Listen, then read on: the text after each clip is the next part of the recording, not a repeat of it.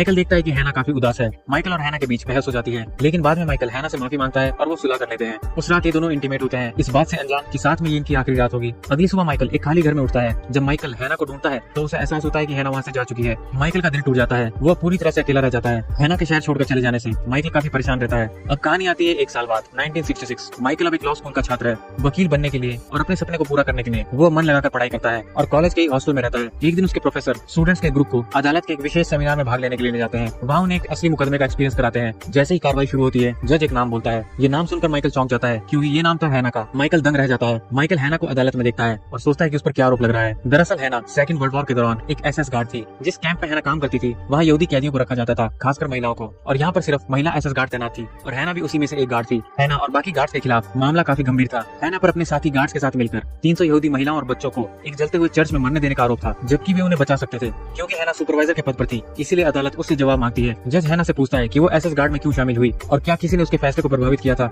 हैना ने शांति से जवाब दिया कि वो सिर्फ एसएस में शामिल इसीलिए हुई थी क्योंकि उसे पता चला था कि उस समय ये लोग महिलाओं को काम पर रख रहे थे। ये सुनकर मुकदमा स्थगित कर दिया जाता है और माइकल अपने लॉ स्कूल लौट जाता है। जो कुछ उसने देखा उससे वो काफी परेशान होता है। उसे विश्वास नहीं हो रहा था कि वही औरत जिसे वो कभी जानता था, जिसने उसकी देखभाल की थी, जिसने उस पर दया दिखाई थी, वही इतने बड़े क्राइम में शामिल हो सकती है। अगले दिन मुकदमे में जज हैना को किताब देता है। इस किताब में चर्च की घटनाओं और एक